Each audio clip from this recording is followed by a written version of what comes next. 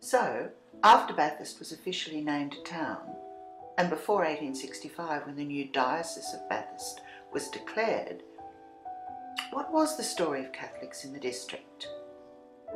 Most were convicts, imprisoned in the barracks before there was a jail or watchtower or courthouse built where Makati Park now stands. A number of convicts were also assigned to landowners in the district, and quite a few were already emancipated.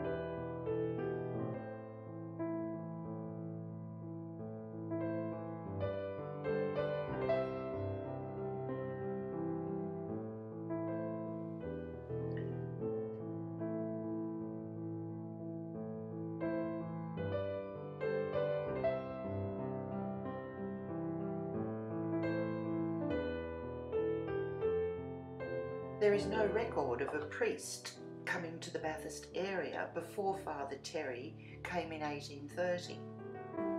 As well as the first recorded Catholic burials of the 9 convicts, the first Catholic baptisms were also recorded on this day.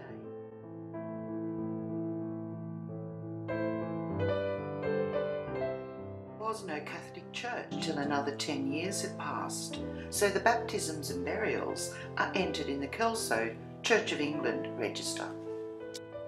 This baptism was on the 1st of November 1830, the day before the hangings, and the baptised child was Anne, born 10th of October 1829, to Michael Keenan and Susan Lennon, his wife. Michael was a private in the 39th Regiment, and they lived at the infantry barracks at Bathurst.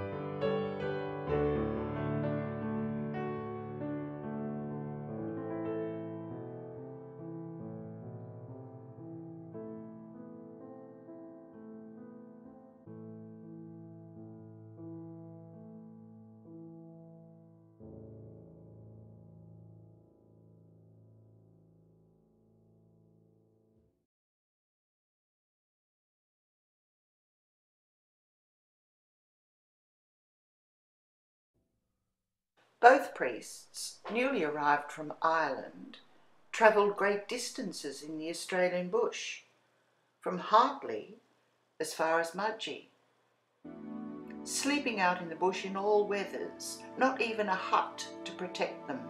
Often the only human beings they would meet in 24 hours were members of different native tribes in wild, almost uninhabited country. And from Bathurst, Father O'Reilly travelled for up to 300 miles. And I quote him, "During my last journey, I was led to proceed on from one sheep or stock station to another until I found myself 350 miles from Bathurst."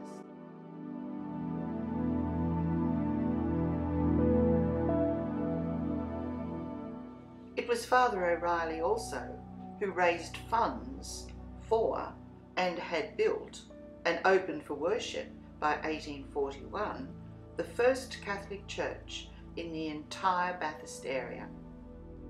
It was St Michael's on the corner of Keppel and George Streets.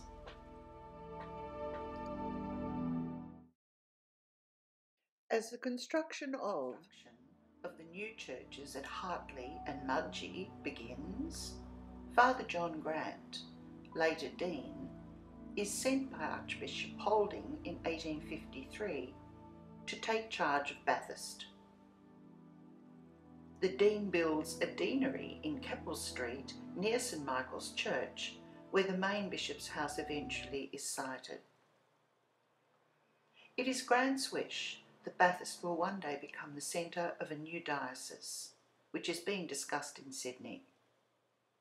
St Michael's future is threatened by subsidence problems, and Dean Grant sets himself the task of building a new church to be named St Michael and St John. Before Dean Grant sees his dream of a new diocese, a new bishop, and his church becoming a cathedral, he dies.